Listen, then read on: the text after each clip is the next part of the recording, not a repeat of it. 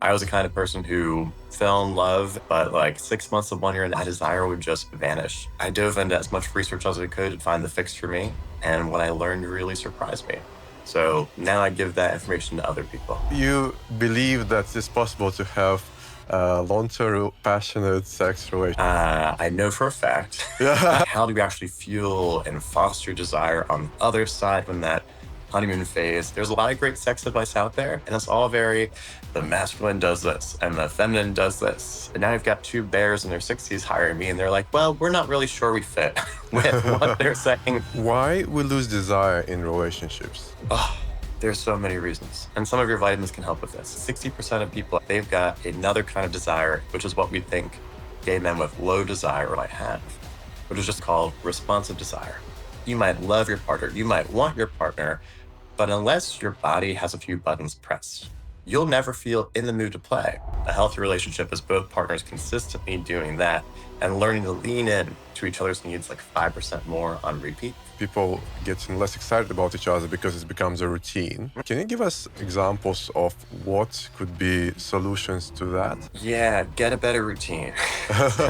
And do you think people make the decision to open up too easy nowadays? I think they should not initially open up to resolve the problems in the relationship. Why does sex sometimes feel like a chore? Ooh, many reasons. A lot of people maybe suffer from kink shame. How would you suggest they deal with that? They have a partner who's game for that journey, first off. Scheduling intimacy, Craig, good or bad? It's the best and the worst all at once. Should we be avoiding relationships with people that have a different level of desire than we do? No. And here's the reason why.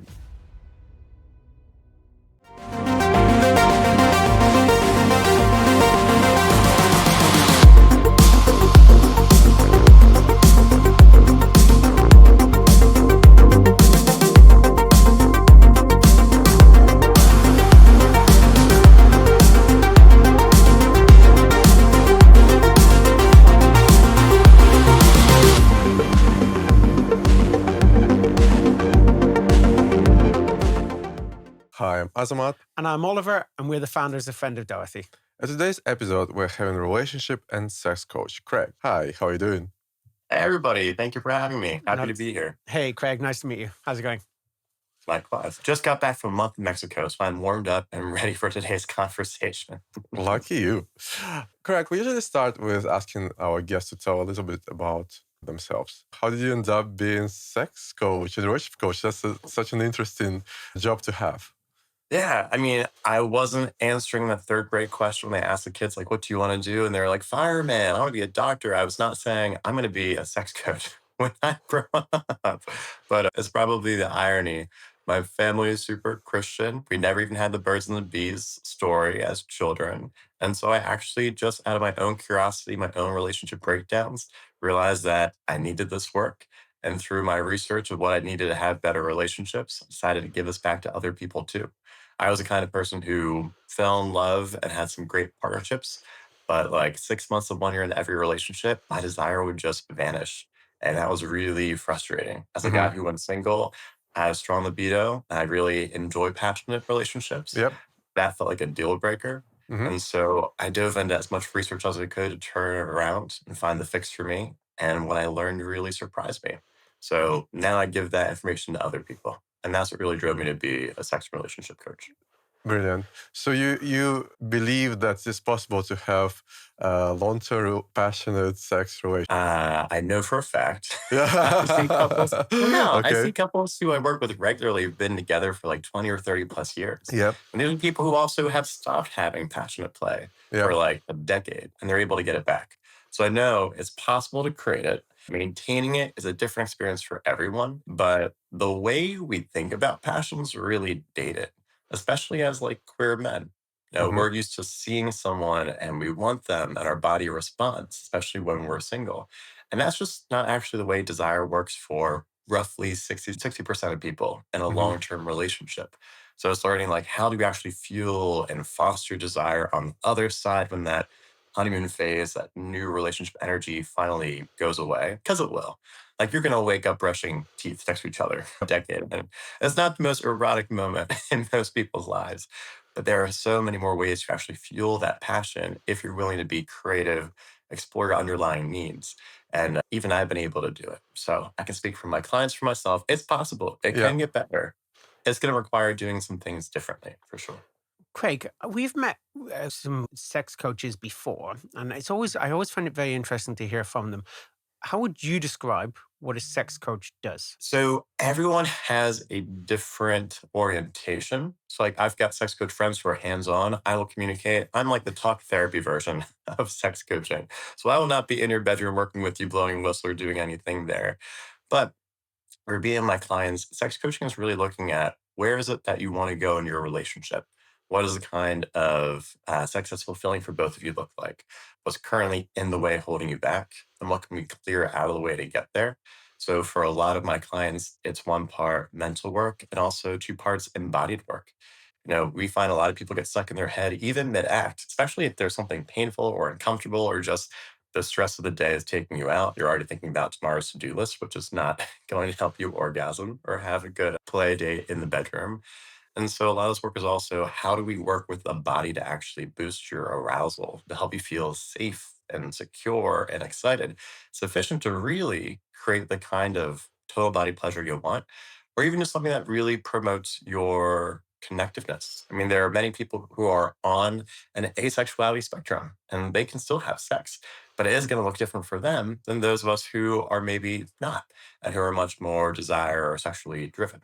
So it's really that integrative, that mental, that physical, and also how do we clear away some of that societal shame that's also secretly holding us back in so many areas of our lives. Makes sense. At what stage in people's relationships do they normally come to not do they normally come, do they normally approach a sex coach? They're coming all the time, hopefully. Well, Yeah. probably not If you're if they're doing your coming to job see well. me. Maybe after they see me. No, I think it really depends on whether they are coming in hot with anxiety to begin with. Because some of us, we enter new relationships with pain from our past relationships. And we know there's stuff that we want to work through. So some people will hire me 6 months, 1 year in, just knowing there's some work I got to do. I still have some fear or anxiety. I've got some pain points from before that I want to clear up for this really special relationship that I want to go the distance. So I've got people who, right in the beginning, first year or two. But other than that, it's typically people further in 3 years, 5 years, 10, who just know like, this is my person and I love everything about them for the most part. They might eat cereal loudly. I love everything else, but they're not in love with their sex life. And Mhm. that's the sticking point where so many people have a hard time saying yes to marriage because they don't want to give up their fulfillment in the bedroom, but they don't know how to get it back with that partner that they want for their lifetime. So they come to see me when they're really at that decision point of we're in it to win it. It doesn't feel like we're winning it in the bedroom. We just need some help to figure that part out. Makes sense. And does it relate to straight couples as well? I mean, half my clientele is straight, which is always a surprise to me. They're great, great couples. Hmm. But the other half is going to be you're gay, you're queer, involving people who are trans as well. Yeah. And one of the gifts of being gay and queer, to me at least, is you're born into a world that wasn't designed for you. So, like the rules around relationships, the rules around sex, they're not things that we have to subscribe to. But for Hmm. a lot of us, we were raised in families where we're conditioned to subscribe to them anyway.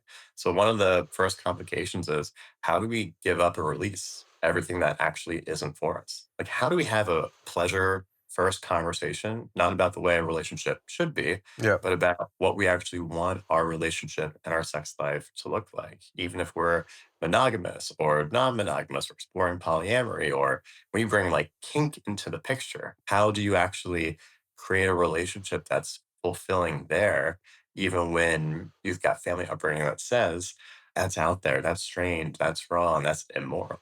And also then just learning like the physicality of it. There's a lot of great sex advice out there, and it's all very the masculine does this and the feminine does this. And now you've got two bears in their 60s hiring me, and they're like, well, we're not really sure we fit with what they're saying there. We're pretty verse. Who's the feminine, Craig? And so it's also just getting clear on what's true for individuals as they evolve. So why we lose desire in relationships? Oh. There's so many reasons, and some of your vitamins can help with this. But I will say, like, there are some baseline things that can cause us to lose desire, which would be like your stress, your lack of sleep, vitamin deficiencies, right? So those are kind of like things that are over here. But in terms of in relationships, what typically has us lose desire is, I would say, twofold. One, when we're in that new stage where there's still a lot of spaciousness, we're first dating, we're not living together. There's a question of will he, won't he? There's that tension. Yeah. These are all things that really fuel that initial desire that can feel so intoxicating. But what we now know is that kind of desire, we would call that spontaneous desire. This is like that surface level desire that you see someone, you want someone, and your body is like ready to go. Hmm. But for over like 60% of people I work with, they've got another kind of desire entirely, which is what we think gay men with low desire or low libido might have, which is just something called responsive desire, which means once you're past that new relationship energy, you still have desire in your body, but it's kind of like blocked off by a few paywalls. Like you might love your partner, you might want your partner, but unless your body has a few buttons pressed and your body is physically excited, you'll never feel in the mood to play. Like this is one of the most frustrating breakdowns for gay couples because one partner will say, "Hey, I want to play tonight. Are you in the mood to play?" And the other partner's going to answer honestly and say, "Huh, like my body doesn't feel in the mood. Maybe I'm tired. Maybe I'm stressed." But what they don't realize is that's always going to be their answer until we learn how to actually give their body what it needs to feel physically excited first, to then feel in the mood sufficient to play. And that's just the responsive desire. To feel in the mood, you got to have some buttons pressed, you got to turn your body on, and then you're actually going to be open to play. So, how to explore the buttons of your partner? It's like a game of bucket. We just go. Now, everyone has different buttons, right? But I'd say like the three underlying needs that can help guide people to explore their buttons are these. One, in order to feel desire, your body's got to feel safe enough to be present, like out of your head and into your body. So my question for y'all would be when you're stressed out or when you find yourself, really thinking about a day of work and you're trying to get home and relax, what are things that actually help your body calm down and be present? And in the bedroom, like what actually enables you to be open to receiving or giving physical touch without being sent back up to your head. So if a lot of lower desire partners, they'll feel pressure to play. And that means when a partner initiates with them, even if it's just like a kiss, they'll think, oh crap, like my body's not turned on. I've got to rise up to that level. Yeah. What they need is what can they receive or give their partner that actually helps them slow down, lose that story, and just actually feel in their body again. The other two are typically what helps you feel secure, just knowing that your body only has to have the kind of play it wants to, and then what actually feels exciting for your body. And it's a lot like throwing spaghetti on a wall. Like we learn this through doing, we don't learn this through thinking. So it's gonna be exploring with your partner. Let's try different things and see what helps you relax. See what turns you on as of words, touches, scenarios, outfits, role play, instead of reading erotic fiction and taking from that as much as we can to apply to your own relationship. Could you explain a little bit more than, for example, you discuss with your partner what kind of helps them to relax, what helps them to be focused, what helps them then to be excited, right? And you've learned maybe about that through few months or years of your relationship. Then how do you act on it? So I think it's a really great question that a lot of people will ask when they're coming to my TikTok page, especially. The idea is this. If you're the one turned on, you're probably the higher desire partner. And your Okay. goal is to have sex. You want your partner to kind of meet you where you're at. Yep. What we know for partners with lower desire or responsive desire is that they've kind of got like a build-up period. And so the framing that I give it is we're not trying to take you from like an empty cup of desire to like a jumbo size. We're going to fill you up in an hour so we can have sex later on. I mean, we want to fill you up maybe for an hour later. But like the goal to get your partner there is not something that you just do on a Tuesday night only. And then you have sex at night and you don't do it again. So the real journey is if you imagine for couples who maybe initiation hasn't gone well before, like you've reached out and they've said, no, I feel too tired, I'm too stressed out. Their body kind of learns that sex and intimacy might actually feel risky, vulnerable, or painful, especially if when you initiate and it doesn't go well, they see your pain expression. They Yeah. see your frustration and they feel guilty for not rising to the occasion. So we actually just start with helping their body feel safe to physical touch again without needing any sex. That's like the very first thing we do to help their body open up to not shutting down in your presence, which Hmm. happens in long term relationships. After we do that for a few days, few weeks, then we start bringing in some of the other fun stuff. And like you deserve to have your needs met too. But I always say, ask for what you want on both sides of the equation. A healthy relationship is both partners consistently doing that and learning to lean in to each other's needs like 5% more on repeat. But once they feel physically safe, then it's about, okay, where's your body at today? What would feel pleasurable for you today? I just want to help you feel good, even unattached from sex. So we know for their bodies, once they're relaxed and feeling good, desire just comes naturally. We're not trying to manipulate them into being horny, but if we're having pleasure first playing conversations, even if it's just a massage or holding hands or catching up over a day, a lot of times that boosts their desire sufficient to want to play, even though for you, it would look really different. Interesting. Can I ask, with low desire, do you think people get confused between low desire and ED? Ooh, yes and no. Like it depends. Some people will say they have ED because they have low desire. Mm-hmm. Right. And they're just not feeling excited. And so, like, the thing we bring here is we talk about something called an arousal threshold, which is just if you experience ED or not able to have orgasms, or you're having sex in the moment and you keep getting taken out and you're getting soft, it just means that like your body has a certain amount of arousal it needs to feel to actually stay hard, to Mm-hmm. actually want to play, to actually orgasm. So if you're getting soft, typically just means your body's not actually that aroused. And maybe it's a story. It's fear of failing in the bedroom. It's performance anxiety that's taking you out of that. But like what your body needs there is actually just input to help you feel more aroused. And so this goes for both your low desire people and ED. But you can have a lot of desire and a ton of performance anxiety, and therefore you still have ED. But the work is kind of the same on both sides, which is can we clear away some of the doubt, but can we also slow down and give your body what it needs to be turned back on? So, perfect example, last clients, Oliver, what's your favorite thing? And if you just focus on doing this one thing with your partner, a body part, a kind of foreplay, outer play, it gets you there. And for a lot of people, it might be making out or eating ass. Could be choking on a dick. Could be actually getting your dick sucked by the other partner. You just focus on one experience that you can really be present to and lose yourself in that drives you wild. And all of a sudden, you do that enough times, and your ED slowly goes away. You get your erections back. And is it going to be the perfect, most strong erection ever every time? No. But the goal is to learn to play your body more like an instrument.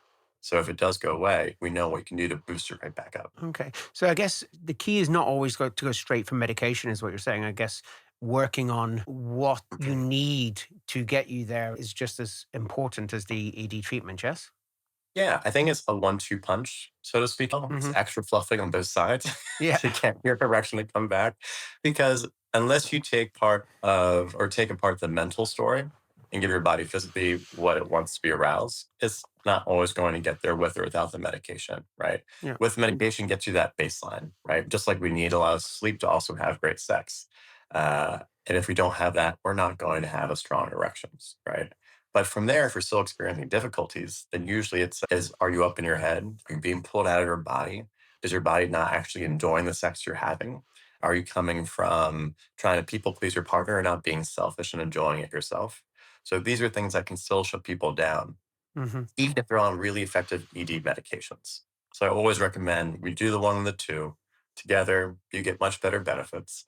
But if you're doing one and not the other, there are going to be some unchecked boxes Of that are maybe course. still holding you back in the bedroom. Yeah, I guess it's about being mindful more than anything regarding it. Mindful and slutty and selfish. Yeah, all in one conversation. Craig, so coming back to losing desire and getting back the spark, it feels like very often the common problem is that people getting less excited about each other because it becomes a routine. Can you give us examples of what could be solutions to that, which maybe worked with your clients? Yeah, get a better routine. So, well, it's like when you go to the gym. If you do the same thing every day, how excited are you going to be going to the gym?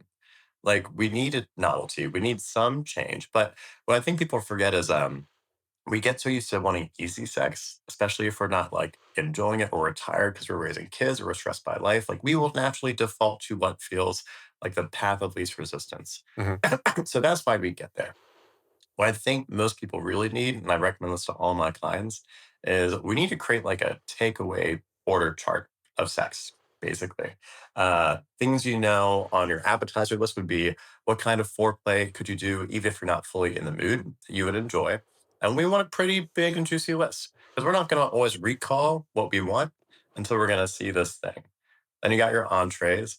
What kind of actual sex after the foreplay do you want? What are things that feel good that you're typically open to, right? Is it a different kind of position? Is it a different kind of penetration? Is it toy play? Are we bringing in a third that we really like that we mutually agree upon and who's, two doors down in the apartment building? And then you've got more of your desserts, which is like, what is something novel and exciting that maybe we don't always do, but could be something that would especially entice us. Kinks can be really good here in the entree and the dessert column because they're very galvanizing. They have a way of getting us out of our head. So if you're getting tired of routine, I recommend create this little takeaway chart. It might not be your orange chicken. It's going to be a different kind of flavor for your Yep. bedroom play, but at least having clarity on what you both like and whether you choose to randomly pull Yeah. something from it or you just review and go from there, just having that can make a big difference. Yeah. One thing that came to my mind is even change location of where you have sex.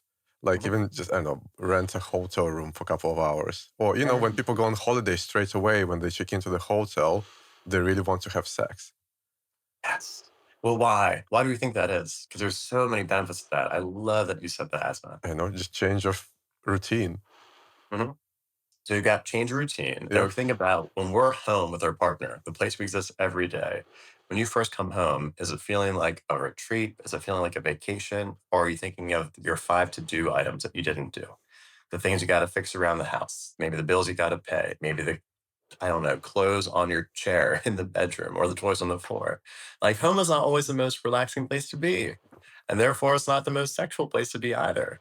But there's something about entering a new space where all that gets left behind. So like a staycation or like a sexcation at a local hotel can be such a good idea. But also sometimes it just looks like fucking in the bedroom or fucking in the kitchen or on the couch or somewhere else. Like even just changing micro expressions of where you're playing can also have a really big impact. So, totally believe in contextual shifts, yes, and also reducing as much stress as you can in terms of what signs are present that might be pulling you out of the moment. Are there any other examples that you have apart from going to a hotel? It depends on what both partners want, right? And so I'll say this to a lot of people ask, well, my partner really wants this, but I'm like neutral on it. Doesn't mean I should be doing it, right? Should I be just trying to fill their excitement over my own? And I'll always say there's like 3 things we do in bed, things we love, things we're neutral to, things our bodies don't want. So if there's something your partner wants, but your body's really shut down at, we just don't do that when it comes to like novelty and changing things. But if your body is neutral to it, then it's all fair game. So some other examples might be if it's not a place, is it a position? Is it a toy? Are we creating a different kind of scenario? Like some couples will actually go on date nights where they will meet each other again for the first time. And Mm, some couples get very creative and they're role playing. They meet each other at the bar. They've got different names. They've got different background stories. It's a blind date at a restaurant, something that can create some more tension and curiosity. And I'll also say a lot of couples have great sex when they leave each other for a work trip, when they actually give each other a little bit of space and they yep. stop communicating just for a little bit because even just that spaciousness can really invoke some extra tension. So, same thing with a fight. I'm not saying we should all be fighting to have better makeup sex. At the same time, if you're always agreeing with your partner and you're not standing up for beliefs or open to that kind of friction, a healthy argument can actually offer a lot of lube and fuel to actually getting your fires of passion going too. I have a hypothesis based on this conversation. Um, is opening a relationship for gays like a fast treatment of boredom? Because they don't have to work actually that hard with their partner, but it's Mhm. like a fast food, right? Then it's always exciting because it's a new person. Whereas with working with your partner, I don't know, renting a hotel room or I don't know, role playing, it feels like a bit more effort than opening a grinder. I guess it depends on how successful your relationship with the grinder is and the boys that you meet over there. I think a lot of people choose to open up because they want the desire, the passion, the play, and it feels easier to just go with people they've never met before because Yeah. of all that free fuel we talked about earlier, that novelty, the excitement, the tension, that's all still there for them. And it's not going to be in their relationship. But I think for many people in their relationship, what feels most fulfilling, and I'm pro open, monogamy, whatever it is, as long as it's authentic to you. What actually feels better is once you learn what you need to fuel your desire together. Because Hmm. most of the couples I work with, even the ones who are really happily open, they will say, I ache because I still want my partner, or I still want to have more sex. I want to feel desired by him, or I want him to desire me. And so even the path of least resistance, like the fast food option of opening up, while it can feel good in that moment, it's still not going to meet that need for wanting to be chosen and appreciated and savored by the person that you're married to or that you want to love for the rest of your life. So, can it be good sometimes? Yeah. And if you're naturally open, great. A lot of couples I work with will actually open up and they find that their external play fuels their desire to actually come home and have sex with their partner. Hmm. So it also isn't like this black and white either or. You can definitely create external play that actually has you want to go back and play with your partner and create more excitement and passion there too. And do you think people make the decision to open up too easy nowadays? I don't know if it's too easy. I think that culturally for the gays, it's much more accepted. And I think that's a great thing that we can be open to exploring if it's for us or not. Um, I think more people would benefit from slowing their roll and checking in on their relationship first and trying to meet their needs and learn how desire operates in their body to see like how that goes. But I think you only should open up if you actually want to be open. Like, does it align with you ethically, morally, spiritually? And if it's a yes for both partners, then great. Are you saying that people shouldn't open up their relationship to resolve the issues that are there? I think they should not initially open up to resolve the problems in the relationship. We find something in the world of psychology where if you're taking an action to avoid something else, it technically is less fulfilling. Like the data just says, if you're motivated to open up a relationship because you're afraid of your own relationship breakdown, doing the work, or that's painful, it's going to be like eating too much sugar. It might feel good, but it's going to leave you feeling sick elsewhere. It's actually going to have like health consequences. So, like, the happiest open relationships are done because there's an authentic desire to be open and both partners agree. And it's not at the cost or the avoidance of that home relationship. If you're running away from a relationship problem by opening up, that relationship problem is going to find you. It's going to follow you. And if you leave your partner to go deal with something you just opened up with, odds are that same problem you had before is just going to follow you to that new person. And people forget that because they're like, oh, this new man, it feels easy. And there's no stress, there's no pressure because you're not dating them for 4 years. But unless you do the internal work that led you to have that breakdown in your primary relationship, it's probably going to show its head again in your new relationship with the great fuck buddy you met while open. So I definitely say check in on the relationship at home first, do some work there, and get support if you want to open up. Like the best couples when they're open are the ones who had some people helping them process all the feelings that are naturally going to arise when your relationship goes from a really secure, cozy cocoon of two to having infinite possibilities that naturally make people feel a bit more triggered or insecure sometimes. Makes sense. What is high desire, low desire conflict in relationships? Yeah, so one of the main problems I see in couples is when one has a higher sex drive and they keep trying to initiate with their partner, who then just experiences lower desire and is never in the mood. And so people always ask about like, what can we do to fix it? But we Hmm. first got to understand the real problem beneath it, which is that both partners then have some unmet needs.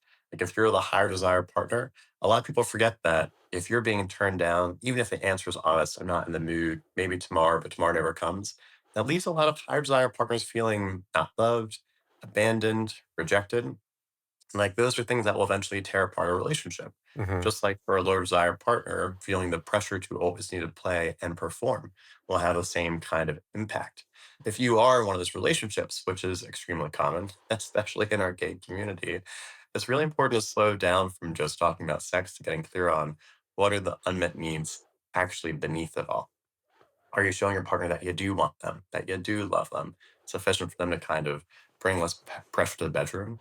And for the lower desire partner, are we showing up with understanding and compassion for them to help them get back in the mood to play, but also not feel like they're ruining the relationship or that they're not rising to meet their partner's needs every single time they say, I'm actually not open to playing right now? And following on from that, should we avoid relationships with people? And I guess we need to be finding out early on, but should we be avoiding relationships with people that naturally have a different level of desire than we do? No. And here's the reason why. We would love to be able just to find someone that matches with our level of desire and our kinks as well. And sometimes we do, and that's great. But what happens that a lot of people don't realize is like your experience of desire isn't just innate to your body. It's not this fixed state that we're in. For those who know a bit about like attachment theory, if you lean a little anxious versus avoidant, people who lean a little anxious tend to have higher felt desire in relationships. Those who lean a little bit avoidant tend to experience lower desire in relationships. And it's only through creating more secure, content, and fulfilling relationships that those desires actually meet in the middle. And all of a sudden, you don't have a different level of desire. You know what you need to get off and to be turned on, but you're actually much more on the same page.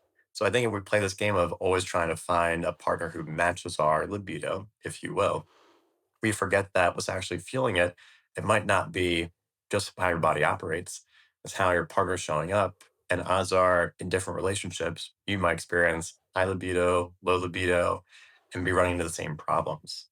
So if you can, sure. Like if you have someone who wants to fuck 3 times a day, enjoy them if that's you too. But I do recommend trying to find people who are around what you want, but also recognizing there is some relationship work that's going to need to be happening no matter what to get you back on the same page in terms of how often you want to play, how desire works, and all that. So I guess in therapy, in relationships, the key is always communication. So what's the best way to communicate then to your partner that you are actually having a bad day? It's not because of him or them. It's just literally it was a stressful day and I'm not in the mood tonight. Yeah. I Love you, mean, babes.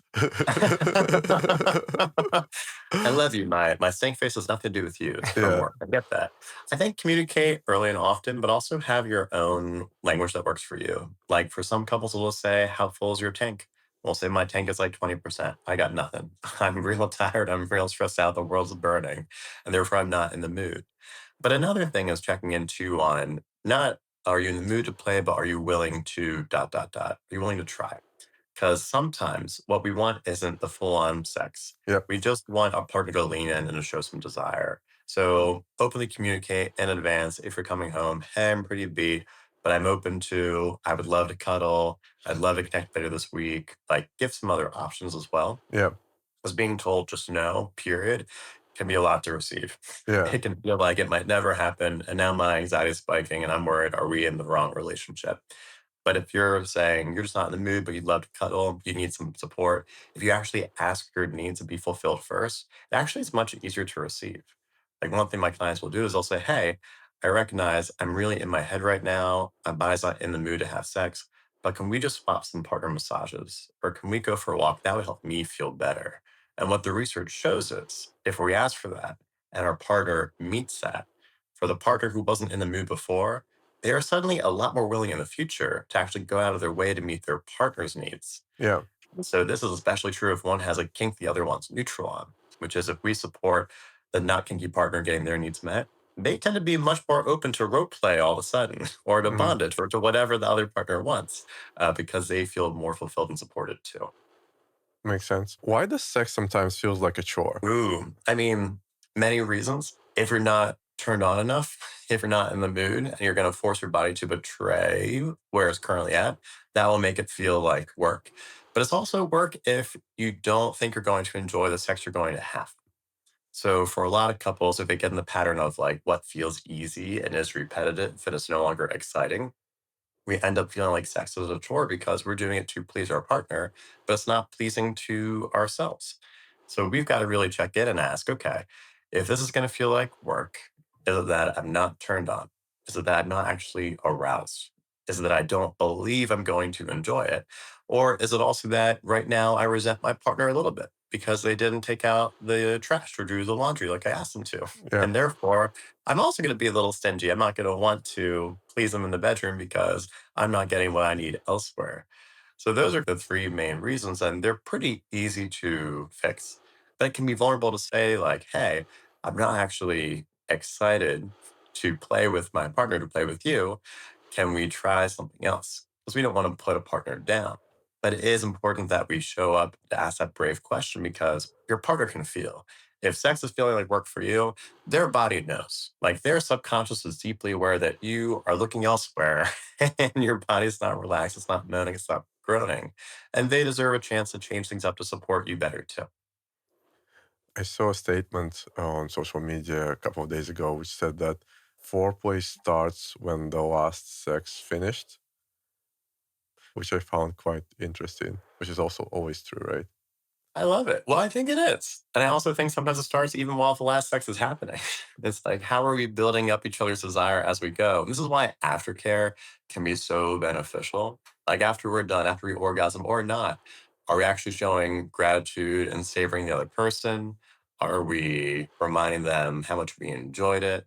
Are we giving their body also what it needs outside of sex? Like we've got relational needs that we can meet in the bedroom, but sometimes we got some more we need to be met outside of the bedroom, especially if we did some like Dom sub play and you're being called just a hole or just a pole. And maybe you need to be reminded that you're also a great partner and that you're really loved outside of that. We all want to be a hole in a pole sometimes, maybe, but we also want to be appreciated and savored as a really awesome partner. And that can also fuel your next bout of sex for sure. What is aftercare in relation to Mm. sex? Yeah. So aftercare is what you take on once you've wrapped up your play, right? Whether you've had an orgasm or not, we're kind of cooling down from the action. And it's looking at what does each partner actually need to feel kind of whole and complete. And so sometimes in play, especially if we're doing different kind of role play or kinky play, we might be saying things that are really erotic in that moment. But once you orgasm, they kind of they make you clutch your pearls and you're like, oh, did I really just degrade you and call you a hole? And in that moment, we just want to check back in and say, okay, that was great. And how are we? Is there anything you need to hear? Usually it's affirming love and desirability and creating a safe container and also just like helping the body regulate and come down. Because sex, look, it's a great place to play. We can really live into a lot of fantasies and even process some stuff through intimacy. And what we say in the bedroom also might need to be followed up by things that also support the rest of your life, the rest of your relationship. So you know you're more than just a pole or a hole. You're also a great partner and you're appreciated in that way too. But I also think it's also giving feedback on what you truly enjoyed to reinforce that from that experience. Like I really enjoyed how you did X, Y, Z. It was like so amazing. So obviously the partner catches it and okay, now I know that this is something that I can repeat once again to make you feel good. Totally. I mean, it's a great chance to build that erotic blueprint to learn what works. And I will also say, well, maybe not directly after sex, sometimes during breakfast the next day, it's also good to reflect on maybe what you want things to go differently in the future. I always recommend we say phrases like, my body would enjoy this, or my body didn't really enjoy that last night. Instead of like, I didn't like that. That feels very personal. I didn't like the Azamat. Might make you feel like you're not doing a good job in bed. Whereas no, my body didn't like the way you flogged me last night. And it's like, okay, your body had a different need. Yeah, One of the best times to talk about sex actually is not during sex. It's not in the bedroom while you're doing it. And we forget that. It's when you're outside on the couch watching Netflix with your partner, or it's when you're walking the dog. Those are some really great low stress times when we can also raise, here's what I'm in the mood for, here's what's working, here's what I'm learning is not working for my body these days. Can we try changing that? agreed. Correct. Can you tell me about the power of kink to overcome anxiety in bed? Oh, it's one of my favorite topics. So people always wonder like what the benefit to kink is. And one of the things that research has shown us is if you are someone who either has a hard time getting aroused or you find like you're up in your head a lot and it takes you out of the passion that throws of playing in the bedroom, one of the things that can kind of like get you right back into the moment is actually leaning into something that's really erotic for you. So like a kink, whether it's a certain kind of impact play or pup play or whatever it might be. And what we know is that kink can actually it almost helps you enter like a flow state in the bedroom where you're deeply mindful and deeply present. So if you know you have a partner who sometimes struggles, has a lot going on in their life, and maybe just is having a difficult time being aroused or just not having performance anxiety, getting curious about what their kink is and then supporting it. Leaning into that, supporting their autonomy in the bedroom with their kink is actually one of the best ways you can help them get back to being in their body, be fully aroused, fully present, so much so they almost lose themselves in the moment, in like a physically mindful way, as opposed to like a dissociative way, which is far less enjoyable. So research loves some kink. It says it's a great way to get back to enjoying yourself in the bedroom. And it's definitely worth at least attempting to lean into with your partner. I think a lot of people maybe suffer from kink shame. How would you suggest they deal with that? Well, I would hope that they have a partner who's game for that journey, first off. Because Hmm. a lot of us are really afraid to bring up our kinks Yeah. to our partners, especially if we feel like they're more vanilla or we just haven't talked about it. So, one, if there is a kink community near you, highly recommend go to those happy hours, go to those events, meet other people who are living outwardly expressive lives with their kink, because that's really going to help you release the shame and realize that it's not just you. There's a lot of us who think like, oh, this is abnormal. It's weird. I'm going to be judged for this. So at least find a community where you will be appreciated and maybe even praised for it can be really beneficial. But when it comes to your partner, even if they don't like the same kink, if they're not as open to it, one of the conversations I have is, I want to explain to you why this turns me on and what I get from it. And while they might not understand pup play in the beginning, for example, they might actually really appreciate what it gives you and what the benefit is and be much more open to leaning in and supporting you from there. Like once we take a step back from this is my kink too, this is what I love about it. Here's what I get from it. Here's how I want you to join me in this if you're open to it, it can become much easier for a partner who's not very kinky to actually support it. And also, that will erase a lot of the shame when even if, your new boyfriend isn't, the biggest fister, but they're happy to go there with you. Mhm. That can be really healing and therapeutic too. Cool. I like it. Scheduling intimacy, Craig, good or bad? It's the best and the worst all at once, depending on how you do it, right? So if all you're doing is scheduling a date to fuck or to have sex, and there's nothing else involved in it, it's probably not going to help your relationship. Why? Because if we are not scheduling the things we need to turn desire up, the foreplay, the connected conversations, the things that each other's bodies actually need to feel in the mood at the time, all we're really doing is putting a date on the counter saying, we must play then. Which, if Mm. you get higher desire, you're probably like, yes, this feels great. We're committing to it. I'm finally going to have the play with my partner.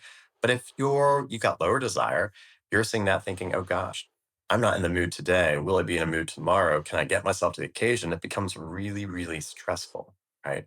So instead of just scheduling like the act, I recommend taking a step back and asking, well, what are the things that actually fuel your desire? Can we schedule time to prioritize those? And the sex will naturally follow. So instead of just a performance by date, we have, are we doing the partner massages? Are we having the conversations? Are we doing the foreplay that's actually going to make a difference? And typically, when we schedule those, sex pretty regularly happens after the fact, and everyone also feels so much better because there's so much less pressure to perform. It's much more pleasure first. But if you're not prioritizing or scheduling any of that, there's probably room in your relationship to actually reprioritize your playing connection too.